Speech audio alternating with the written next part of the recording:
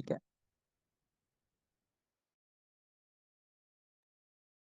Oke, eh, terima kasih. Halo teman-teman, jadi kita dari kelompok 4 mata kuliah manajemen risiko. Nah, jadi hari ini kita mau jelasin tentang chapter risiko pasar. Nah, sebelumnya kita kenalan dulu. Nama saya Legusti Khairunisa. Saya Yunita Putri Budiman. Nama saya Muhammad Reza Gustama. Oke, jadi sebelum aku masuk ke materi, aku mau nanya dulu sih, kabar dari Yuanita dan Reza sendiri gimana hari ini? Wah, baik sih, tapi pusing ya sekarang kita belajar metabolit. Reza gimana? Alia sendiri gimana? Alhamdulillah masih waras sih. Dihajar oleh mata kuliah meteorit dan seminar akuntansi. Bismillah. Sama ya kita semua ternyata, tapi nggak apa-apa. Yang penting sehat semuanya ya, biar bisa lanjut aktivitasnya gitu. Nah, Yuanita atau Reza tahu nggak sih apa itu risiko pasar gitu? Terus juga ini kita mau ngejelasin apa sih? Wah, apa tuh? Kita masih kurang tahu nih risiko pasar apa. Reza gimana? Resiko pasar ya, yang gue tahu itu adalah kayak kemungkinan kayak kerugian dari perubahan nilai pasar seperti kayak instrumen keuangan, saham, dan obligasi mata uang dan lain-lain. Mungkin kalau dari Alia tahu penjelasan lebih lanjut apa gimana? Iya, jadi aku mau jelasin aja sih gitu. Yang Reza bilang tadi benar. Nah, jadi maksudnya dari risiko pasar ini bukan pasar tradisional ya, beda gitu ya. Mungkin tadi pasar keuangan ataupun pasar modal gitu. Jadi risiko pasar adalah kemungkinan kerugian yang dialami perusahaan atau investor akibat perubahan harga di pasar keuangan. Risiko ini muncul karena faktor eksternal seperti perubahan suku bunga, kemudian nilai tukar, harga komoditas, dan harga saham yang tidak bisa dikendalikan oleh perusahaan gitu. Nah, ini jadinya cakupannya ke perusahaan ya, bukan apa pasar tradisional yang jual sayuran atau gimana. Tapi memang ada efeknya gitu. Kayak yang tadi aku bilang ada apa perubahan harga di komoditas gitu itu bisa mempengaruhi perubahan harga di pasar keuangan sendiri gitu. Nah, aku mau jelasin juga tentang jenis-jenis risiko pasar. Jadi ada berapa ya? Ada 4. Yang pertama itu risiko suku bunga atau interest rate risk. Jadi, risiko suku bunga ini terjadi karena perubahan suku bunga yang dapat mempengaruhi biaya pinjaman atau nilai investasi. Nah, contohnya jika suku bunga naik, maka harga obligasi turun sehingga investor yang memegang obligasi bisa mengalami kerugian. Yang kedua ini foreign exchange risk atau risiko nilai tukar. Terjadi akibat fluktuasi nilai tukar mata uang yang mempengaruhi transaksi internasional. Contohnya, perusahaan ekspor impor bisa rugi jika mata uang domestiknya melemah terhadap mata uang asing gitu. Contohnya nih sekarang dolar terhadap rupiah gitu. Jadi rupiah ini melemah terhadap dolar yang tadinya 1 dolar itu hanya 15.000, sekarang sudah mencapai 16.000 itu. Artinya mata uang Indonesia itu melemah gitu.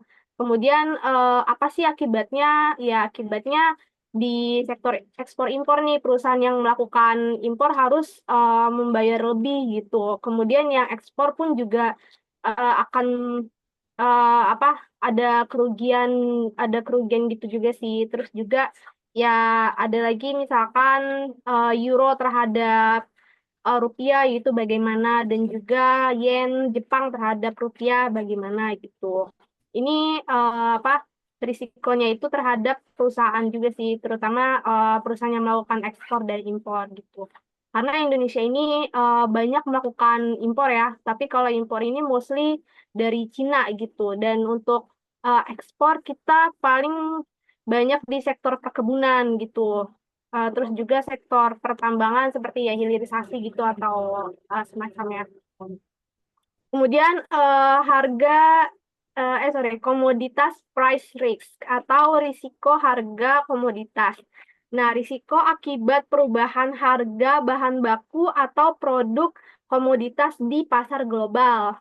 Contohnya ini perusahaan perkebunan sawit bisa mengalami kerugian jika CPO atau crude palm oil turun drastis. Dan juga risiko harga komoditas ini kalau tadi itu contohnya kelapa sawit, saya bisa kasih contoh tentang kopi gitu, perkebunan kopi. Jadi kita ini mengekspor kopi salah satunya ke negara Eropa dan Amerika. Ini mengalami apa ya risiko gitu karena apa stok kopi di Indonesia itu semakin menurun gitu.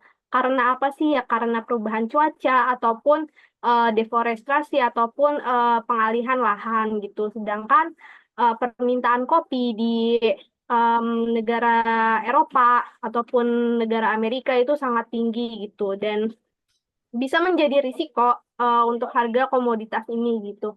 Dan juga untuk kopi ini Indonesia turun ya karena Indonesia itu menjadi pengekspor kopi terbesar waktu itu 5 tahun sebelum ini berada di peringkat ketiga, sekarang sudah turun menjadi peringkat ke 5 gitu. Dan kita juga berkaca kepada negara Malaysia gitu ataupun negara Vietnam, dia ini sekarang naik apa komoditasnya gitu. Kemudian yang keempat ini equity price risk atau risiko harga saham. Jadi terjadi ketika harga saham turun karena sentimen pasar, kondisi ekonomi atau kinerja perusahaan yang buruk. Contohnya, investor yang memegang saham perusahaan teknologi bisa rugi jika saham sektor tersebut anjlok karena kebijakan pemerintah gitu. Kebijakan pemerintah ini juga apa ya menjadi salah satu faktor adanya risiko pasar ini. Apakah kebijakan ini justru merugikan atau menguntungkan bagi beberapa pihak gitu. Kemudian bagaimana sih cara mengelola risiko pasar? Ada lima, lima cara. Yang pertama itu hedging atau lindung nilai, yaitu menggunakan instrumen derivatif seperti futures, options, dan swaps untuk mengurangi risiko fluktuasi harga. Yang kedua, diversifikasi portofolio, menyebar investasi ke berbagai instrumen atau sektor agar tidak bergantung pada satu aset saja gitu. Ini kita pernah belajar ya pasti di manajemen investasi gitu tentang hedging ataupun diversifikasi portofolio gitu. Jadi untuk teman-teman mungkin yang mau apa mau memperbagus portofolionya gitu ya. Jadi bisa melakukan investasi di berbagai sektor gitu. Nggak hanya ya di manufaktur aja, tapi bisa ke tambang ataupun ke perkebunan ataupun ke infrastruktur atau konstruksi gitu. Kemudian yang ketiga, manajemen likuiditas, yaitu memastikan perusahaan memiliki dana cadangan yang cukup untuk menghadapi ketidakpastian pasar. Yang keempat, analisis dan pemantauan pasar, yaitu menggunakan analisis teknikal dan fundamental untuk memprediksi pergerakan harga dan mengambil keputusan yang lebih baik. Kemudian yang kelima adalah strategi manajemen risiko atau value at risk, yaitu menggunakan metode statistik untuk mengukur potensi kerugian dalam suatu periode tertentu berdasarkan data historis. Kita next ya.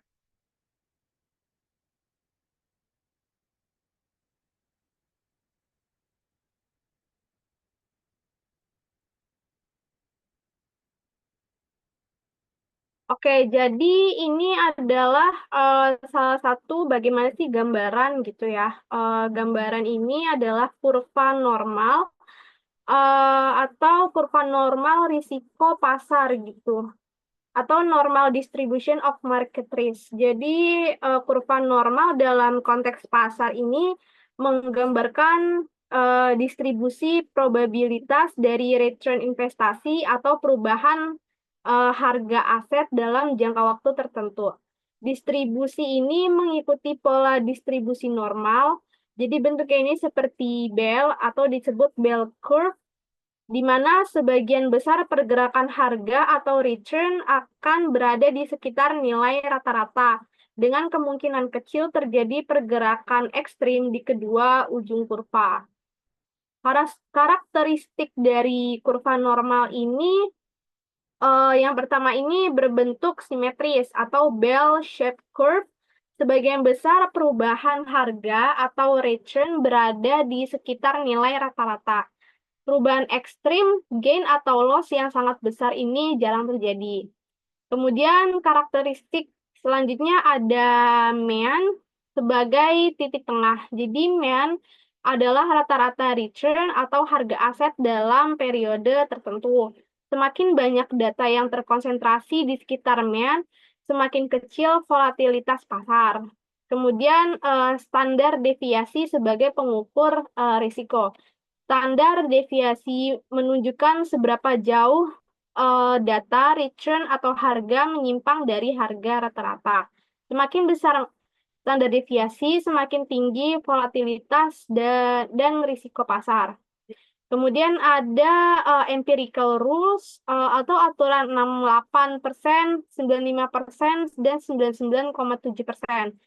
98% ini pergerakan dari harga akan berbeda dalam kurang lebih satu standar deviasi dari mean. Kemudian 95% dari pergerakan harga akan berada dalam kurang lebih dua standar deviasi dari mean. Kemudian yang 99,7% ini dari pergerakan harga akan berada dalam kurang lebih 3 standar deviasi dari mean. Artinya kejadian ekstrim di luar kurang lebih tiga standar deviasi sangat jarang terjadi, tetapi tetap mungkin. Misalnya krisis pasar. Kemudian ada aplikasi kurva normal dalam risiko pasar. Yang pertama adalah value at risk. Digunakan untuk menghitung kemungkinan kerugian maksimum dalam kondisi normal. Contohnya, jika return saham mengikuti distribusi normal dengan mean 5% dan standar deviasi 2%, maka 95% kemungkinan bahwa return akan berada dalam kisaran 5% sampai 4%, yaitu antara 1% dan 9%. Kemudian pengukuran volatilitas, pasar bisa dihitung menggunakan standar deviasi. Jika suatu aset memiliki standar deviasi yang tinggi, berarti risikonya besar karena harganya lebih fluktuatif. Kemudian analisis portofolio. Investor dapat menyusun portofolio berdasarkan kurva normal untuk mengurangi risiko dengan memilih aset yang kurang volatil atau menghubungkan beberapa aset dengan korelasi rendah. Kemudian ada ketidaksempurnaan dalam kurva normal ini, yaitu namanya fat tails dan black swan events. Dalam kenyataannya, pasar sering mengalami pergerakan ekstrim lebih sering daripada yang diprediksi kurva normal. Fenomena ini disebut fat tails atau black swan events, seperti krisis keuangan tahun 2008 atau crash pasar saham. Kemudian asimetri atau skewness, apa sih baca? Ya gitulah. Dan kurtosis, yaitu tidak semua distribusi benar-benar normal. Ada yang condong ke bawah, positif skew, atau kiri yaitu negatif skew. Bacanya gimana sih? Gitu deh pokoknya. Beberapa pasar juga mengalami kurtosis tinggi. Artinya pergerakan ekstrim lebih sering terjadi daripada yang diprediksi oleh distribusi normal. Jadi meskipun kurva normal ini banyak digunakan dalam analisis risiko pasar, investor dan analisis juga perlu mempertimbangkan kemungkinan kejadian ekstrim yang tidak tercermin dalam distribusi normal standar. Oke, kita next ya.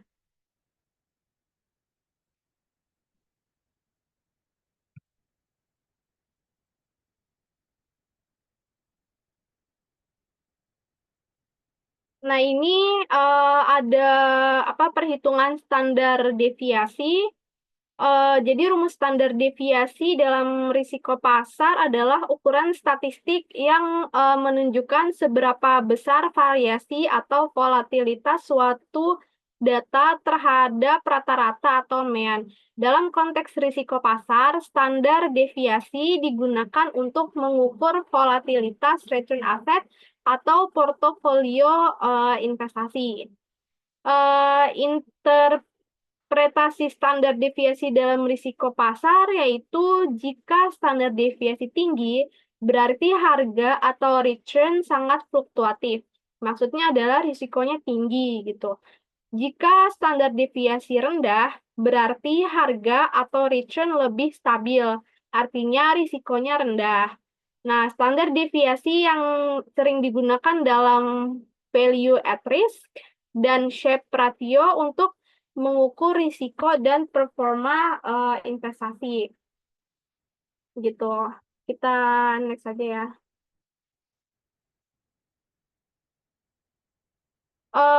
Tabel ini ada tabel tingkat keuntungan historis. Jadi tabel ini menunjukkan data tingkat keuntungan historis dari dua aset, aset A dan aset B selama 10 bulan serta perhitungan variansnya. Jadi kita coba bahas ya secara detail gitu. Nah, kolom tabel ini ada bulan. Yang pertama menunjukkan periode waktu dalam bulan di mana keuntungan aset diamati, yaitu bulan 1 sampai 10. Kemudian ada aset A, presentase keuntungan dari aset A setiap bulan, yaitu ada 2%, 3%, 4,5%, dan seterusnya. Kemudian aset B, persentase keuntungan dari aset B setiap bulannya, seperti 2%, 4%, 5%, dan seterusnya. Kemudian ada RA dikurang dengan E, kemudian RA pangkat 2.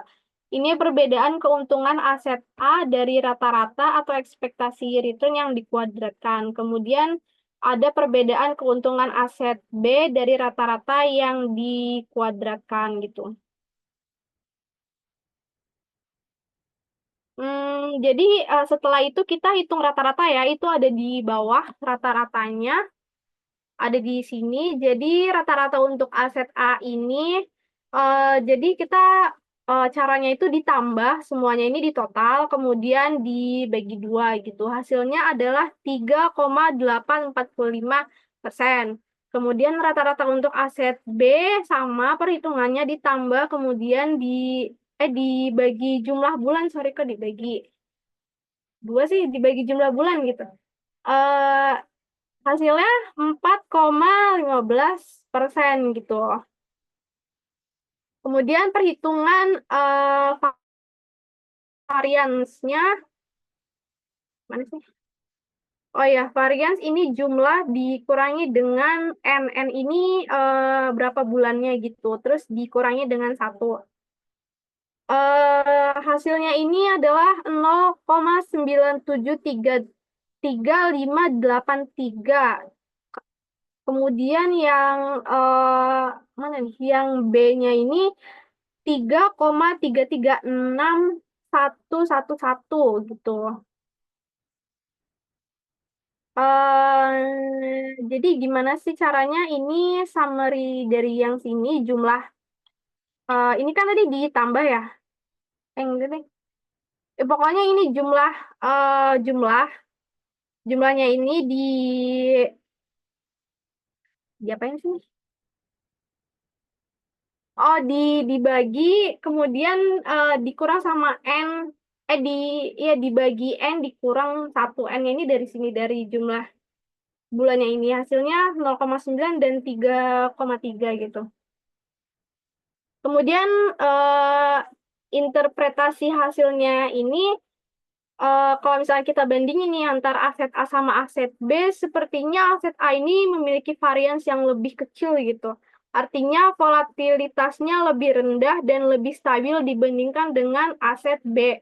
Nah, kalau aset B ini karena hasilnya 3,3, variansinya itu lebih besar, menunjukkan bahwa return-nya lebih fluktuatif dan lebih berisiko dibandingkan aset A gitu. Jadi ini sebenarnya yang digunakan oleh para investor untuk apa ya, untuk mengambil keputusan gitu. Jadi dengan risiko yang seperti ini, tapi dengan return yang seperti ini, apakah investor akan mengambil apa untuk apa sih mengambil salah satu aset gitu ya. Nah, kalau misalkan aku mau nanya nih sama Yuan atau Reza, nah, misalkan kalian investor nih, nah, kira-kira kalian dari hasil yang ini 0,9 dan 3,3 kalian mau ambil aset yang mana nih? Mungkin yang 3,3 ya. Benar Oke. gak sih Kak? Kan karena dia em, keuntungan historisnya tuh lebih tinggi dibandingkan yang 0,97. Benar gak sih cara bacanya gitu? Ya, ini maksudnya 3,3 ini variasinya lebih besar. Jadi return-nya itu lebih fluktuatif atau lebih tinggi, tapi risikonya juga lebih tinggi gitu dibandingkan dengan aset A. Kita tahu ya bahwa investasi ini high risk, high return gitu. Jadi semakin tinggi return-nya, semakin tinggi juga risk-nya gitu. Nah, ini biasanya kalau kalau Yuan milih aset B ini berarti keputusan manajemennya itu bagus ya. Berarti ngambil risiko yang tinggi gitu karena mungkin apakah Yuan sudah bisa memprediksi gitu nanti ke depannya seperti apa risikonya gitu. Tapi ya begitu walaupun risknya tinggi, returnnya pun juga tinggi gitu menjanjikan ya kira-kira. Gitu Oh sih gitu. ya. Oke, thank you. Oke, nah tapi kalau misalkan Yuan ini apa ya investor yang baru gitu, yang baru belajar, mungkin Yuan bisa pilih aset A gitu karena lebih aman. Kalau aset B itu lebih beresiko gitu. Aku suka yang Oke, hasilnya gede sih, jadi kayaknya B. oke, Thank you penjelasannya. oke. Kita next lagi ya. Nah ini tadi aku sempat mention value at risk ya. Jadi apa sih value at risk ini? Value at risk atau VAR ini adalah metode statistik yang digunakan untuk mengukur potensi kerugian maksimum dari suatu investasi atau portofolio dalam periode tertentu dengan tingkat kepercayaan tertentu gitu. Dengan kata lain, VAR ini memberi gambaran tentang seberapa besar risiko yang bisa terjadi dalam kondisi normal pasar dan digunakan oleh investor, perusahaan, dan bank untuk mengelola risiko keuangan mereka. Jadi komponen yang ada di VAR ini adalah yang pertama confidence level atau tingkat kepercayaan. Biasanya itu 90%, 95%, atau 99%. Ini menunjukkan seberapa yakin kita dengan estimasi risiko. Kemudian ada periode waktu, bisa harian, mingguan, atau bulanan, tergantung kebutuhan analisis. Kemudian kerugian maksimum.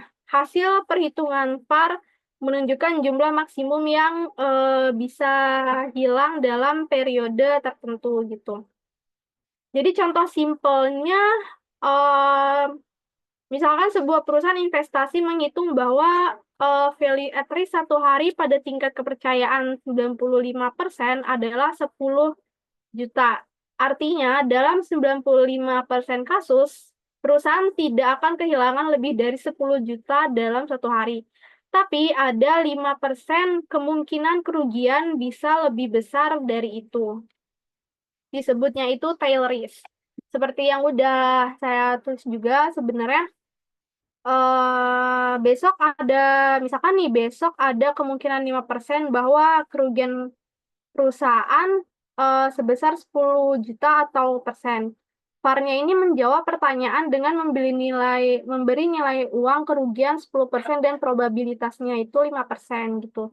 Jadi probabilitasnya itu 5% itu maksudnya kerugiannya, kemudian yang 95% yang saya sebutkan tadi ini level confidence-nya gitu. Kita next aja.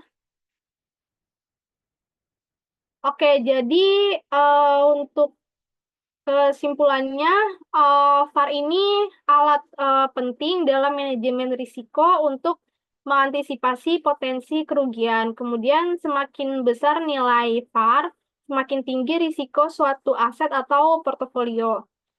Kemudian VAR ini sebenarnya banyak digunakan oleh bank, hedge fund, dan perusahaan untuk mengontrol risiko investasi. Kemudian ini ada lagi yang namanya metode historis. Jadi metode historis ini dia memiliki dua kelebihan ya. Yang pertama ini tidak mengasumsikan distribusi tertentu dan yang kedua ini sederhana. Nah, kemudian karakteristiknya tetapi metode tersebut mempunyai kelemahan seperti asumsi bahwa pola di masa lalu memiliki kesamaan pola di masa depan. Kemudian hanya jika pola yang terjadi cukup stabil, masa mendatang masa data masa lalu bisa dipakai untuk memprediksi data masa mendatang gitu. Kemudian di samping itu 20 observasi ke belakang masih sedikit. Idealnya kita bisa memperoleh data historis yang cukup banyak mencakup semua siklus bisnis, termasuk resesi, boom, ataupun normal. Selanjutnya dijelaskan oleh Yuanita. Oke, makasih Alia penjelasannya. Kan tadi Alia udah jelasin ya kalau metodologi VAR itu tuh ada yang metode historis, ada metode analitis, dan VAR Monte Carlo. Nah, tadi Alia udah jelasin yang historis, sekarang aku mau jelasin yang analytics.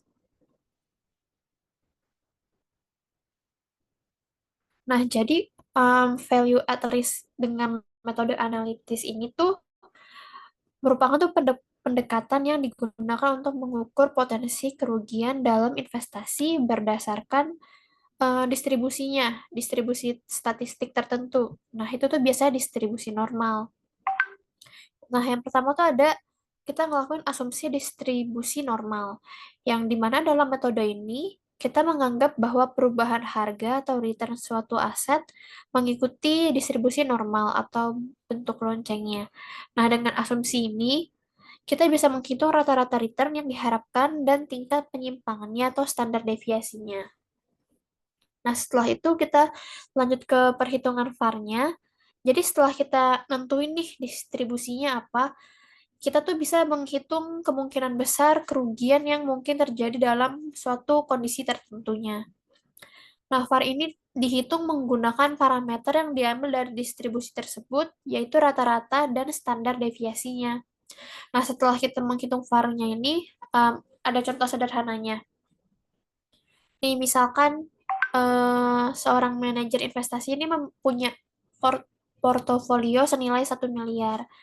Nah, jika keuntungan harian diperkirakan dengan standar deviasi 12% dan 15%, nah kita tuh bisa menghitung seberapa besar risiko kerugian yang mungkin terjadi dalam satu periode waktu tertentu. Tapi biasanya nih metode ini tuh banyak digunakan di dunia keuangan untuk membantu pengambilan keputusan investasi dan juga manajemen risiko. Boleh next slide.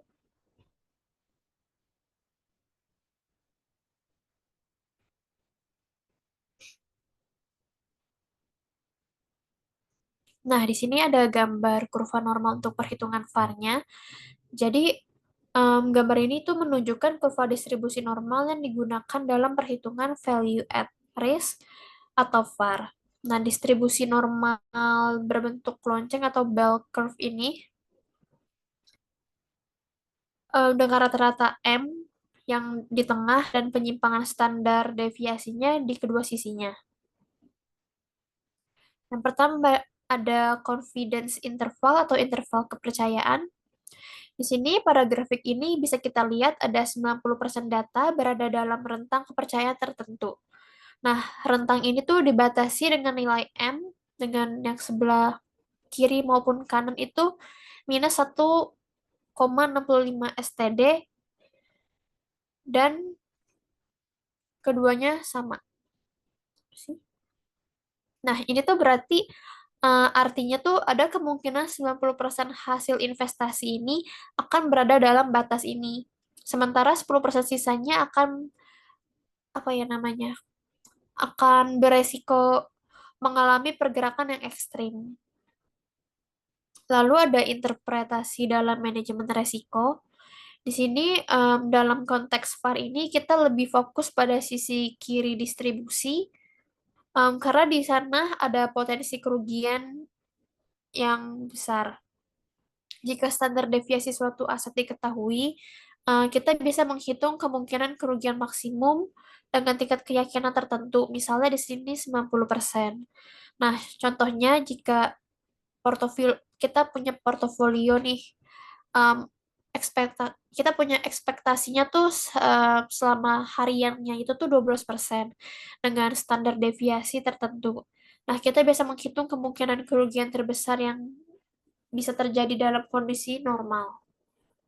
Lalu ada penerapannya di dunia keuangan, di mana kurva ini digunakan oleh bank, manajer investasi, dan perusahaan keuangan untuk mengukur seberapa besar risiko yang bisa ditanggung dalam periode tertentu. Nah, dengan pendekatan ini, perusahaan dapat mengambil keputusan yang lebih bijak dalam mengelola risiko investasi. Nah, jadi grafik ini tuh secara keseluruhan tuh menggambarkan bagaimana distribusi normal membantu dalam memperkirakan risiko kerugian value at risk. Boleh next slide.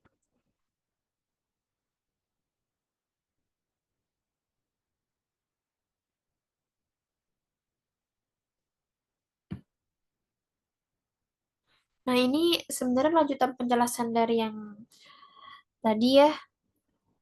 Jadi untuk konsep distribusi normal dalam VAR sendiri itu, dalam distribusi normal, total luas di bawah kurva mewakili probabilitas 1 atau 100%. Nah, sebagian besar nilai berada di sekitar rata-rata dengan sebagian kecil nilai berada di ekor kiri dan kanan. Itu yang M tadi.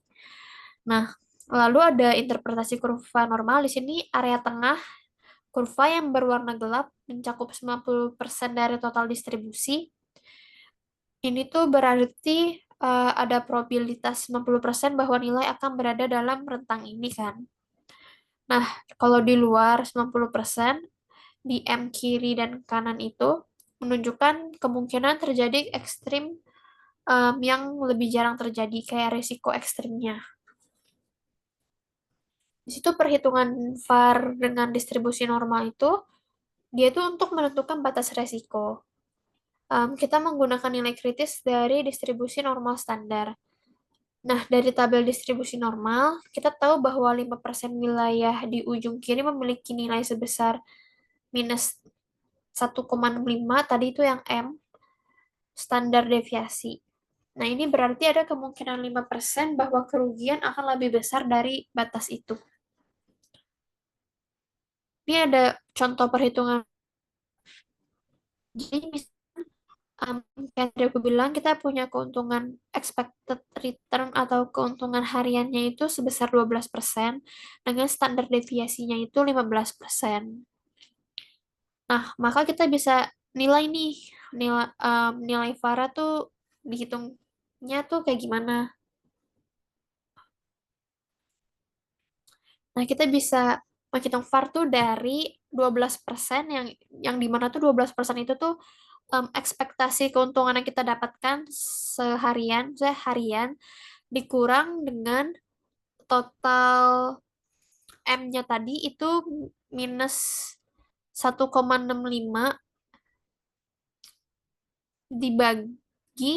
dikali sama 15%-nya ini sama standar deviasinya ini dan kita dapat itu minus 12,75%.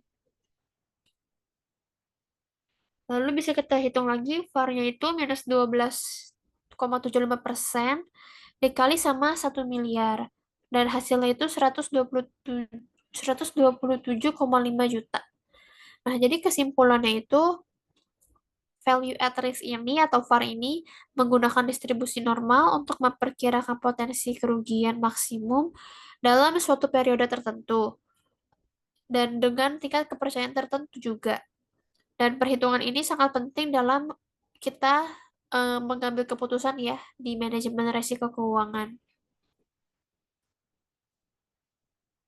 Boleh next slide.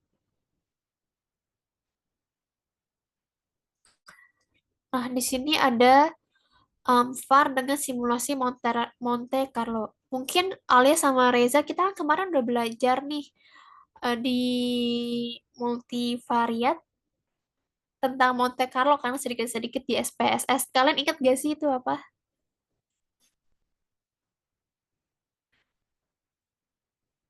Eh ya, kita juga pernah belajar sih sebelumnya di statistik gitu kan tentang Monte Carlo ini. Kayaknya agak sedikit lupa ya.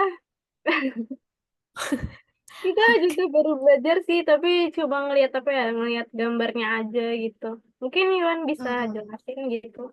boleh, boleh. Ini mau nanya Reza nih dari tadi diem-diem aja. Monte Carlo ya.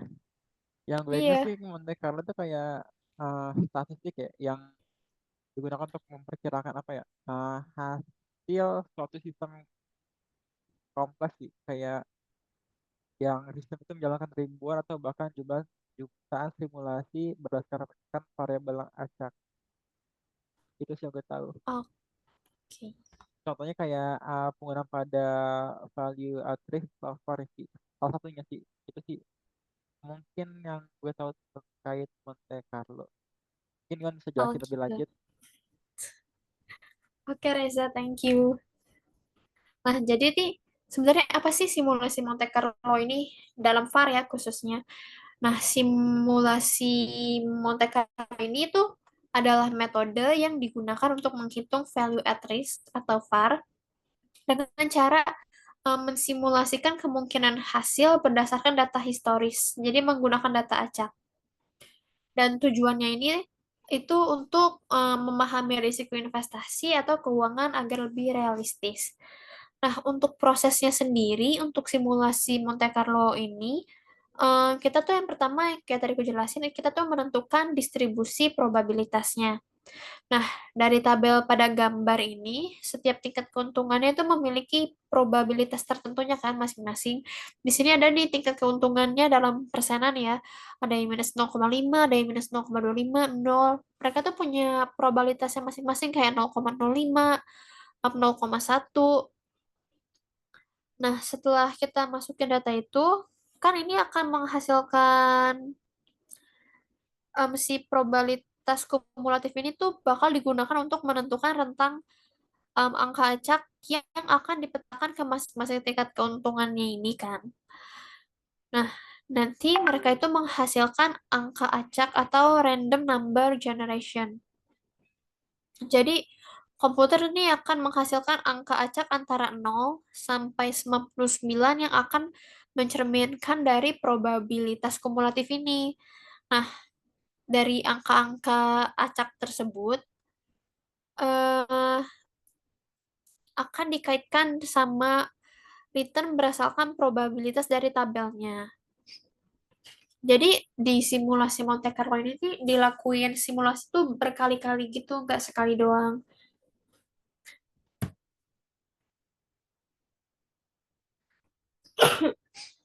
Maaf. Nah, jadi setelah dia tuh kan melakukan simulasi tuh nggak yang sekali doang ya, tapi berkali-kali. Nah, ini tuh bisa diulang 100 kali, 500 kali, atau 1000 kali agar tuh kita mendapatkan distribusi kemungkinan keuntungan dan kerugian yang tepat gitu. Jadi dengan adanya iterasi, hasil simulasi lebih mendekati distribusi nyata di dunia keuangan. Nah, apa sih manfaatnya dari simulasi Monte Carlo ini untuk VAR? Yang pertama itu keuntungannya itu karena Monte Carlo ini fleksibel. Ini tuh dapat digunakan untuk berbagai jenis data, nggak cuman buat data distribusi normal aja. Habis itu ini tuh juga mampu menangkap risiko ekstrim yang mungkin tidak yang apa ya yang nggak kedeteksi gitu dalam metode analisis yang biasanya kan. Habis itu ini juga cocok buat sistem keuangan yang kompleks, kayak seperti perbankan dan investasi. Nah, ini cocok banget buat kita yang mau skripsian kan kebanyakan ngambil bank-bank gitu kan. Ataupun perusahaan manufaktur yang pasti datanya banyak banget. Nah, cocok nih kita untuk pakai ini. Lalu jadi hmm, dengan kita menggunakan Monte Carlo ini, em, pendekatan berbasis eksperimen untuk memperkirakan risiko kerugian maksimum atau VAR dengan membandingkan berbagai kemungkinan hasil berdasarkan pola probabilitas historis. Jadi kurang lebih gitu sih penjelasan untuk Monte Carlo VAR ini. Boleh next slide.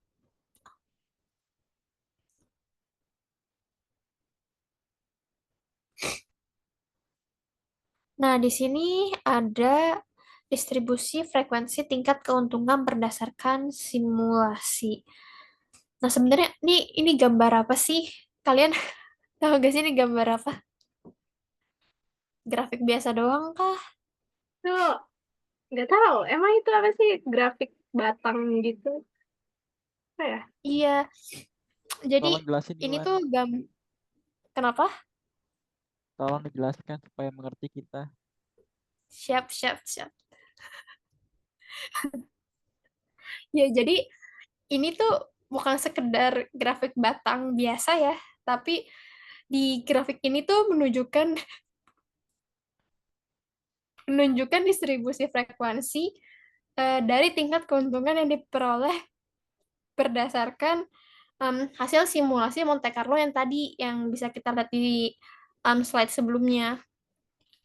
Nah, jadi berdasarkan apa sih histogram tersebut menggambarkan seberapa sering masing-masing tingkat keuntungan ini terjadi di dalam simulasi. Kan ini kita bisa lihat itu nggak kelihatan lagi dia kok. Gimana ya? Ya, pokoknya kita bisa lihat masing-masing tingkat keuntungannya kan nih kayak yang minus 0,5 tuh 0, yang minus 0,25 tuh ada 5. Habis itu yang 0 ada 10, yang 0,1 ada di atas 5, 0,5 juga ada di 25, dan berikutnya. Nah, lalu ini ada statistik dari data distribusinya, yang di mana tuh kita dapat rata-rata keuntungannya itu 0,904%. Ini tuh adalah nilai ekspektasi dari keuntungan berdasarkan simulasi. Nah, ada juga standar deviasinya itu 0,927. Nah, ini tuh mengukur seberapa besar variasi keuntungan dari nilai rata-ratanya. Lalu ada perhitungan value at risk hariannya itu 95%. Jadi, VAR 95% ini menunjukkan kemungkinan kerugian maksimum dalam satu hari dengan tingkat kepercayaan 95%. Kita bisa hitung menggunakan rumus ini. VAR 95% sama dengan kita masukin rata-rata tingkat keuntungannya itu 0,904 dikurang dengan M yang tadi sebelumnya itu yang minus 1,65 lalu dikali sama standar deviasinya itu dan kita dapat hasil itu minus 0,627. Nah, kan di sini kan minus kan. Berarti tuh angka negatif ini sebenarnya itu menunjukkan potensi kerugian. Jadi kalau bisa jangan invest di situ. Habis itu ada interpretasi dalam konteks portofolio. Nih, misalkan kan kita punya portofolio sebanyak 1 miliar kan, dan ada VAR-nya 95%. Nah, untuk mencari mencari apa ya, perhitungan VAR hariannya ini tuh tinggal 0, minus 0,627 itu yang tadi kita dapetin di atas dikali sama 1 miliar tadi. 1 miliar apa sih investasinya gitu. Jadi hasilnya kita rugi minus 6,27 juta. Jadi jangan berinvestasi ya teman-teman. Nah, pokoknya kesimpulan dari slide ini tuh distribusi frekuensi ini membantu kita untuk memahami pola keuntungan dan resiko yang akan muncul. Dan VAR 95% ini memberikan estimasi seberapa besar kemungkinan maksimal yang bisa terjadi dalam 1 hari dengan kemungkinan 95%. Dan perhitungan ini tuh em, bermanfaat banget nih buat para investor dan juga orang-orang yang bekerja di manajemen risiko atau manajemen investasi gitu. Dan untuk memitigasi risiko yang ada. Boleh next slide?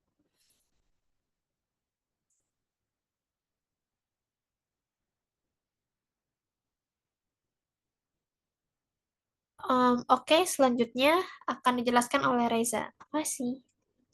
Oke, makasih Iwan. Selanjutnya pemodelan VAR akan saya jelaskan. Kan tadi kan udah tahu ya VAR itu apa, sudah dijelaskan juga sama Alia dan Iwan di awal. Nah, jadi mungkin jelasin lagi sedikit. Jadi pemodelan VAR itu adalah teknik statistik yang digunakan untuk mengukur potensi kerugian dalam suatu investasi atau portofolio dalam jangka waktu tertentu dengan tingkat kepercayaan tertentu. Nah, jadi di sini ada dalam beberapa situasi.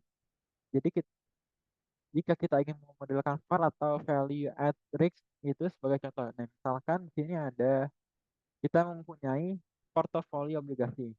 Ini ada harga pasar obligasi sangat dipengaruhi oleh tingkat bunga.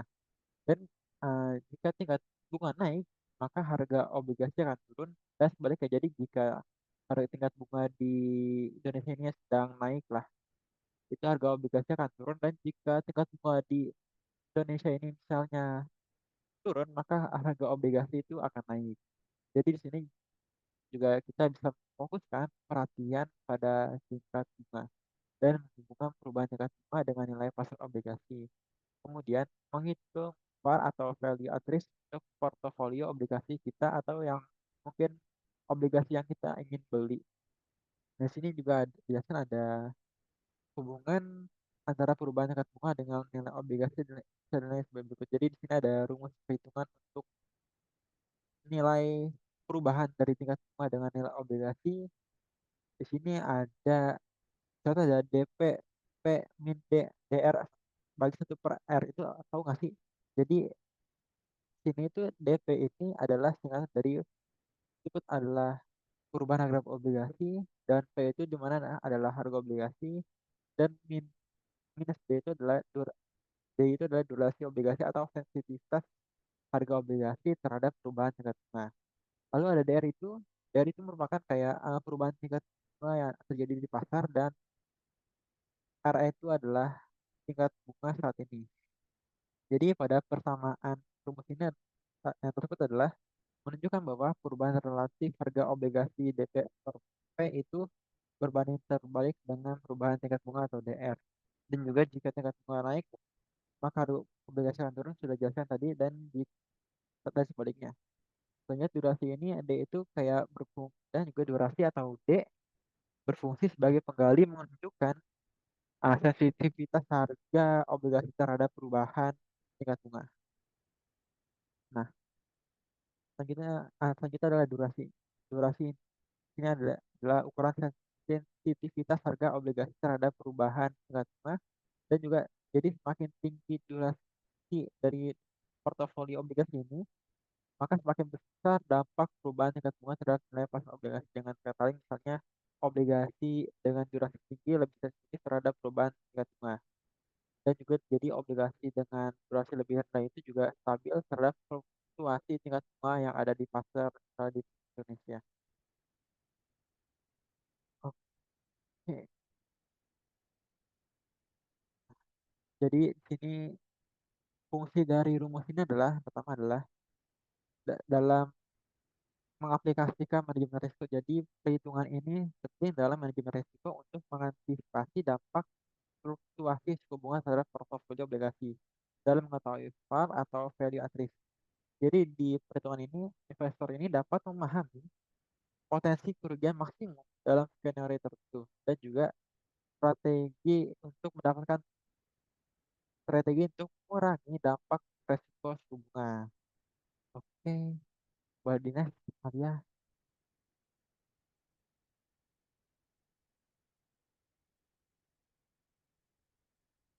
next slide.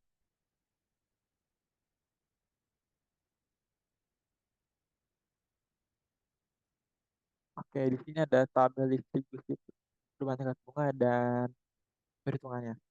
Di sini ada tabel yang menampilkan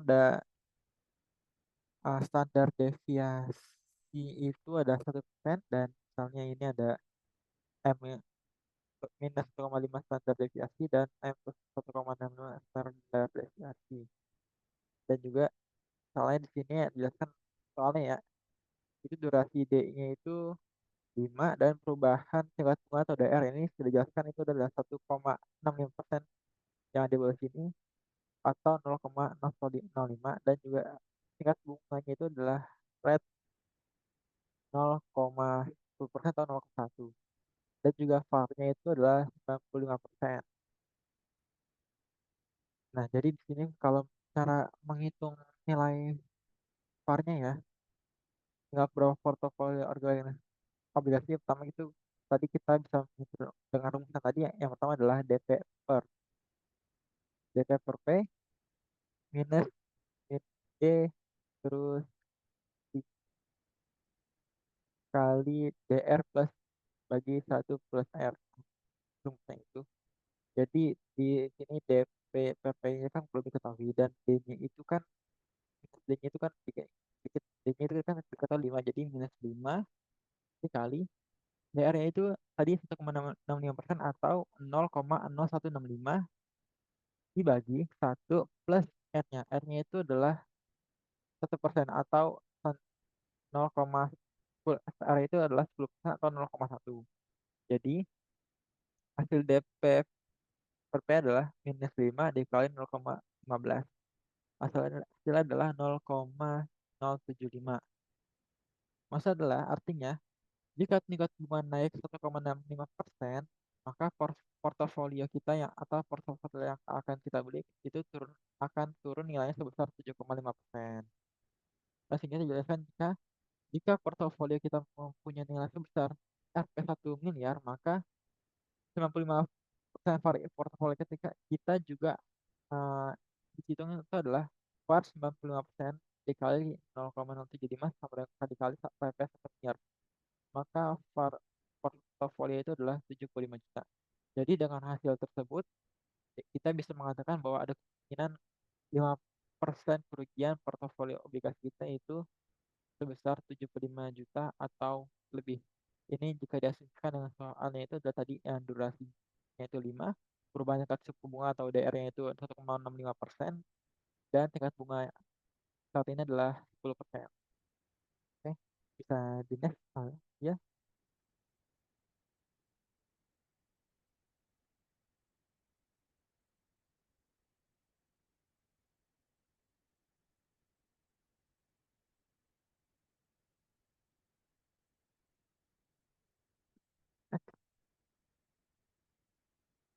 oke.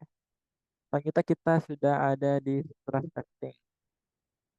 Stress testing ini adalah kayak uh, teknik yang digunakan untuk mengevaluasi ketahanan portofolio atau institusi keuangan terhadap skenario ekstrim atau tidak biasa.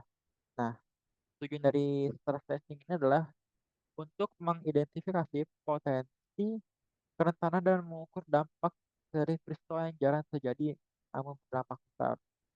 Nah, di sini jelaskan juga ada penjelasan yang di sini ada VAR atau value at risk itu coba menjawab berapa besar kerugian yang dialami dan berapa besar kemungkinannya. Tetapi VAR tidak bisa mendeteksi peristiwa-peristiwa yang ekstrim, peristiwa macam itu biasanya mempunyai probabilitas yang sangat kecil. Tapi jika terjadi, maka efeknya akan sangat serius bagi organisasi. Nah, maksud dari kalimat ini adalah adanya keterbatasan dari value atribusi sendiri. Di sini jelaskan bahwa VAR ini kurang efektif dalam mendeteksi peristiwa ekstrim lah. Contohnya dari peristiwa ekstrim ekstrim di stress ini adalah tsunami Aceh yang tahun 2004 yang pernah dialami oleh Indonesia. Jadi di sini tsunami Aceh ini mempunyai probabilitas sebesar 0,0000001. Banyak banget satunya. Banyak banget ya nolnya. Tapi kali terjadi ini korban manusia bisa mencapai ratusan ribu orang. Jadi dari probabilitas tersebut, contoh kedua adalah probabilitas bisa default. Tapi adalah di tahun 1950-an itu adalah kecil sekali, misalnya 0,001, tapi sekali terjadi banyak perusahaan keuangan yang bangkrut. Itu dari dua contoh dari peristiwa-peristiwa ekstrim yang sangat kecil kemungkinan terjadi, yang hanya bisa dikendalikan oleh metode stress testing ini. Nah, jadi dari contoh peristiwa stress testing ini bisa diketahui ya, stress testing ini berfungsi karena untuk yang pertama adalah mengidentifikasi permasalahan. Jadi stress testing ini membantu mengidentifikasi area di mana portofolio atau institusi keuangan rentan terhadap guncangan eksternal yang tadi di tsunami Aceh atau misalnya probabilitas Rusia default. Lalu yang kedua adalah mengukur dampak, mengukur potensi kerugian yang bisa terjadi jika skenario akan terjadi seperti tadi tsunami Aceh dan probabilitas Rusia default. Lalu adalah yang ketiga itu mengambil keputusan. Jadi stress testing ini memberikan informasi yang lebih baik untuk mengambil keputusan daripada core atau value asset. Jadi seperti contohnya dalam keputusan alokasi modal, strategi nilai atau dalam perencanaan. Oke. Contoh stress testing tadi udah ada dua ya. Jadi contoh stress testing ini ada tsunami Aceh dan probabilitas Rusia secara default. Oke, boleh next.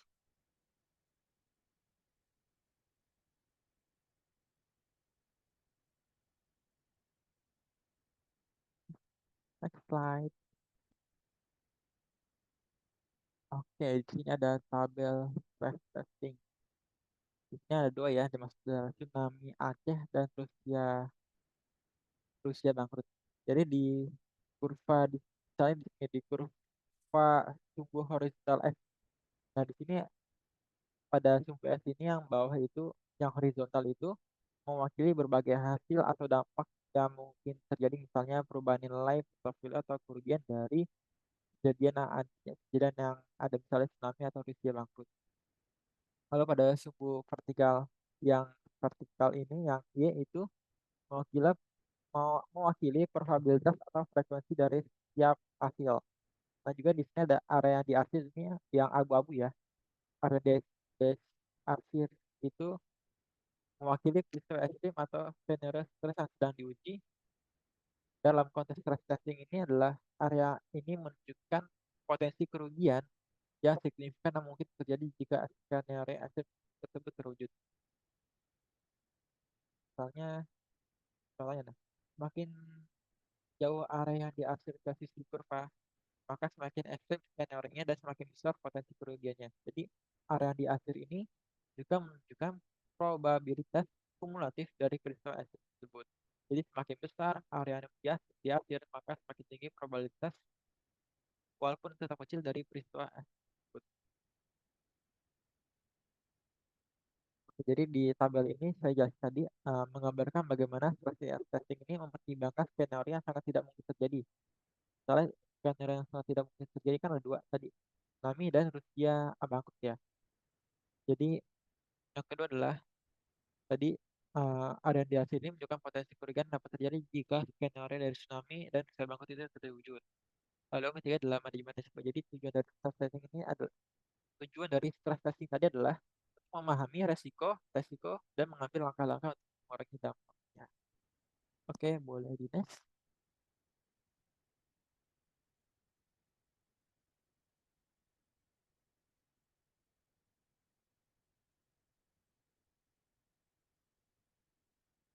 Next slide. Oke, masih di stress testing ini ada 3 poin ya. Di poin pertama itu ada stress testing berusaha sorry, jadi di poin pertama itu ada stress testing berusaha mengakomodasi kejadian ekstrim tersebutnya tadi ada tsunami Aceh dan Rusia bangkrut. Yang ingin dijawab oleh stress testing adalah pertanyaan pertanyaan sebagai berikut. Nah, pertanyaan ini adalah jika peristiwa seperti ini terjadi, bagaimana pengaruhnya terhadap organisasi atau portofolio kita?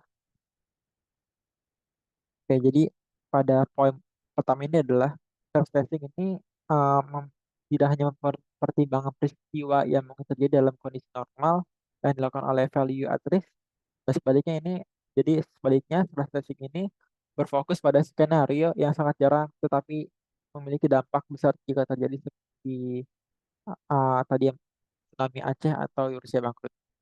Nah, tujuannya adalah tadi jelasin adalah untuk memahami seberapa rentan organisasi atau portofolio terhadap guncangan ekstrim dan mengukur potensi kerugian yang terjadi jika peristiwa ekstrim yang tadi terjadi antara tsunami Aceh dan Rusia bangkrut. Oke, lalu lanjut di poin kedua, itu adalah misalnya di sini jika Rusia bangkrut ya, bagaimana efeknya terhadap portofolio kita. Terus ada juga untuk melakukan stress testing, manajer akan memilih parameter tertentu. Kemudian melihat mengukur dan mensimulasikan bagaimana pengaruh perubahan parameter tersebut yang ekstrim terhadap organisasi atau portofolio organisasi.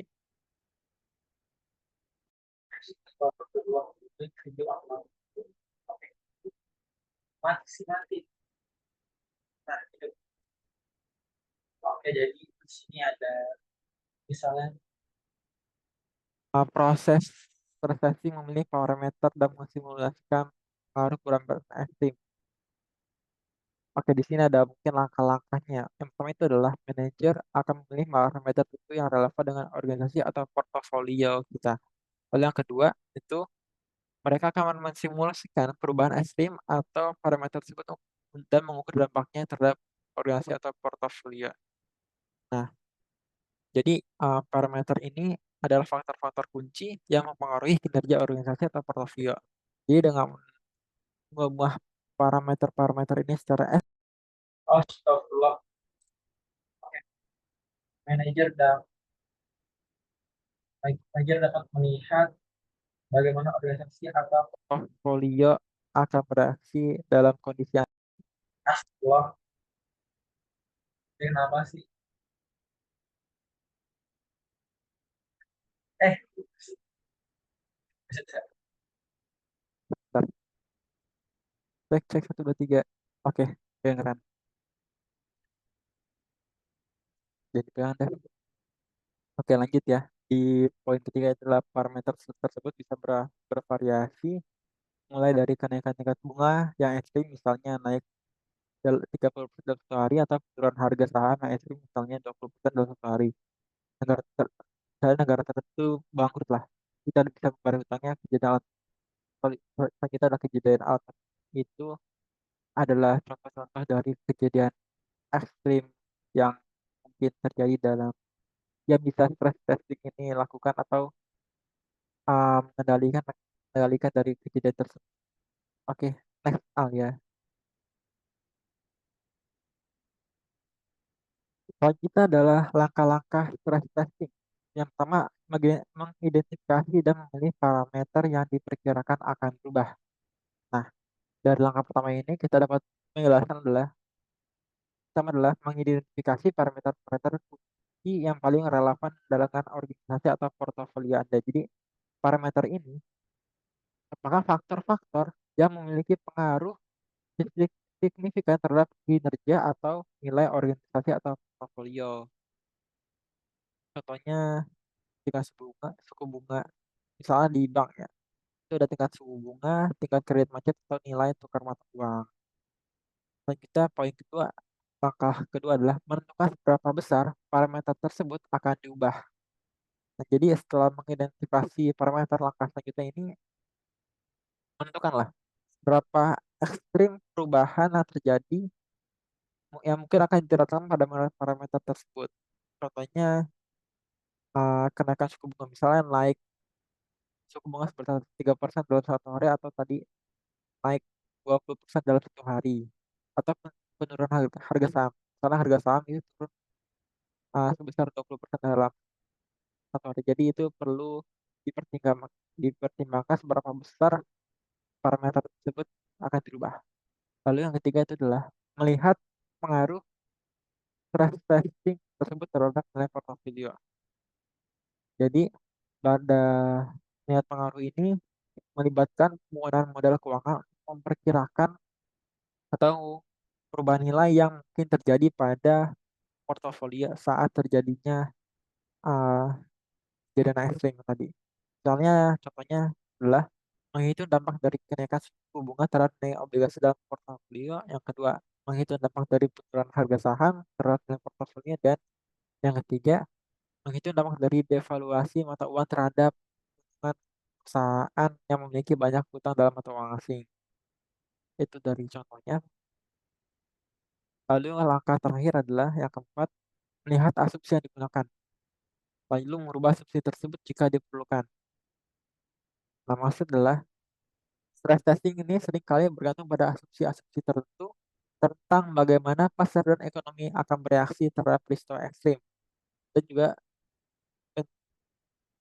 penting untuk meninjau asumsi-asumsi ini dan mengubahnya jika diperlukan, terutama dalam situasi krisis di mana asumsi yang biasa berlaku mungkin tidak valid.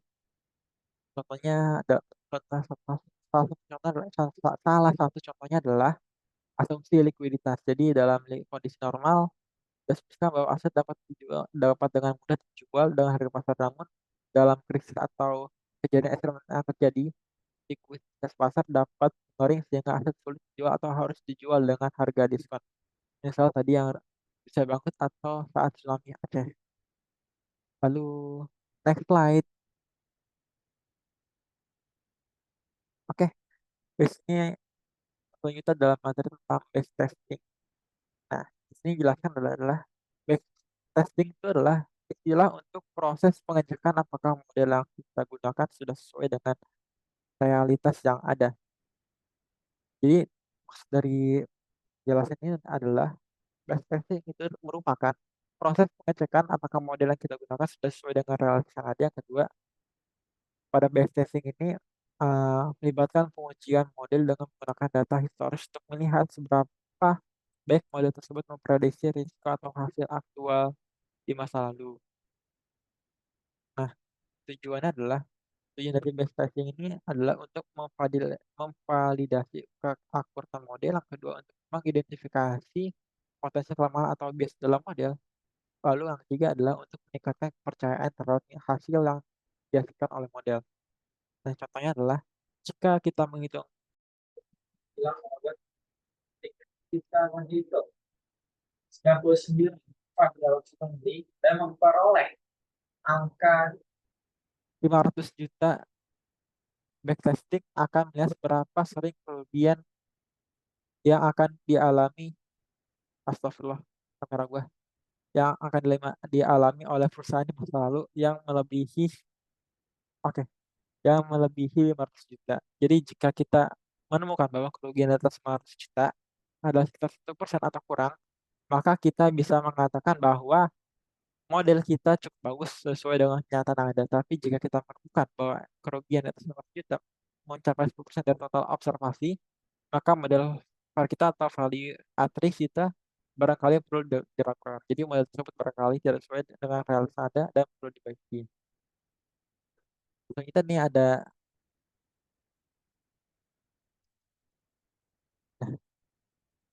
lalu di selain manfaat yang ada, selanjutnya adalah proses dari backtesting.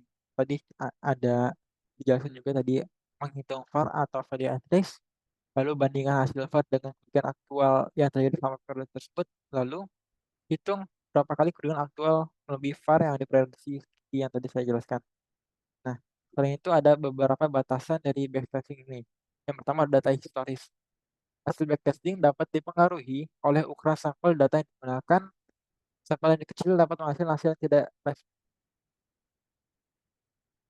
Backtesting hanya dapat menguji model terhadap data historis, tidak menjamin kinerja model di masa depan, terutama jika kondisi pasar berubah secara signifikan. Lalu yang kedua ada ukuran sampel. Hasil backtesting dapat dipengaruhi oleh ukuran sampel data yang digunakan. Sampel yang kecil dapat menghasilkan hasil yang tidak representatif. Lalu yang ketiga ada dari poin ketiga dari keterbatasan backtesting itu adalah peristiwa ekstrim. Jadi backtesting ini mungkin tidak efektif dalam menguji kemampuan model untuk memprediksi peristiwa ekstrim atau tail events karena peristiwa ini jarang terjadi dalam data historis. Jadi kesimpulan dari backtesting ini adalah hal penting dalam manajemen risiko untuk memvalidasi model risiko dan memastikan bahwa model tersebut sesuai dengan realitas yang ada. Dengan menguji model dengan data historis, organisasi dapat meningkatkan kepercayaan terhadap hasil yang dihasilkan oleh model dan mengambil langkah-langkah untuk memperbaiki model jika diperlukan. Oke, next slide.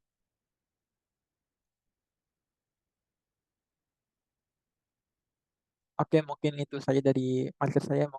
Akan saya serahkan kepada Alia selanjutnya.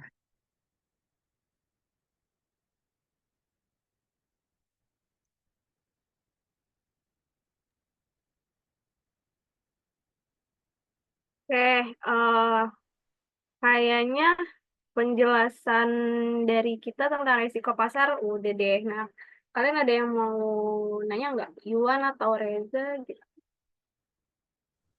Dari aku cukup sih, soalnya tadi penjelasan kalian jelas banget.